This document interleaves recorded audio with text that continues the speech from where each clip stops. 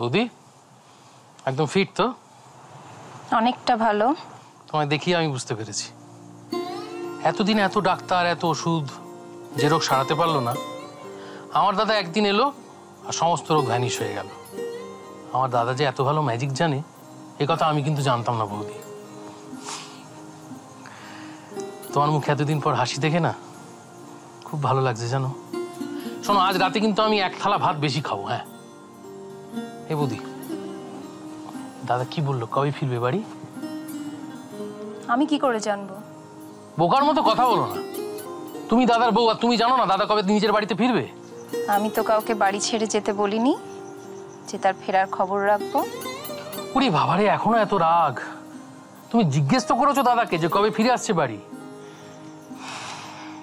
দেখ বুড়ো, কে কবে ফিরবে না ফিরবে সেটা সে নিজেই ঠিক করুক। ব্যাস, তার মানে কি? তার মানে তো সব শেষ হয়ে গেল। তোমাদের দুজন কি ছোট থেকে চিনি তো বৌদি? তোমাদের দুজনের এই যে জেদ না, এই জেদ তোমাদের দুজনকে একদিন শেষ করবে, দেখে নিও। শেষ তো কবেই হয়ে গেছি। আবার শুরু করলে বৌদি, আবার? ভাল লাগে না আমার। বস না, আমার একটা কথা দিবি? না বললে কিন্তু শুনবো না। কি? সবিতাকে তুই এই বাড়িতে নিয়ে আয়। সবিতাকে বাড়িতে নিয়ে আসবো মানে? বউ করে নিয়ে আসবি। বউ? ও মা, তুই চমকে উঠছিস কেন? সবিতাকে তুই আমার বোন করে বাড়িতে আনবি না বল? বৌদি, বৌদি দাদা রাজি হবে না জানো।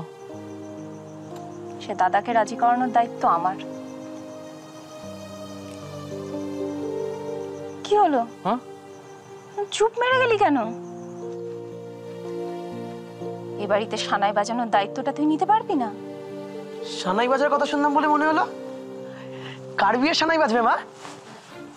বল দেখি, এখন বাড়িতে কার বিয়ের সানাই বাজতে পারে? আর কার? কাকার। হাই, বেশি ডেপ হয়েছো না? কবে বিয়ে তার নেই ঠিক, গাছে কাঁঠাল গোপে তেল। গাছ থেকে কাঁঠাল নামানোর ব্যবস্থা আমি করে দেবো, তুই এখন গোফে তেল মাখ। মানেটা কি? কি কথা ছোটদের?